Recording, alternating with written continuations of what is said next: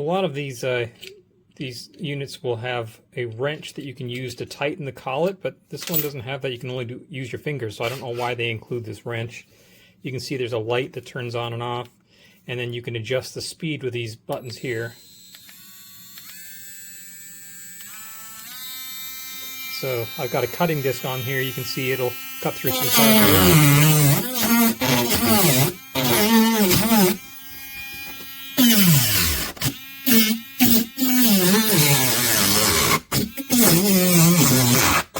And you can see it's not very powerful.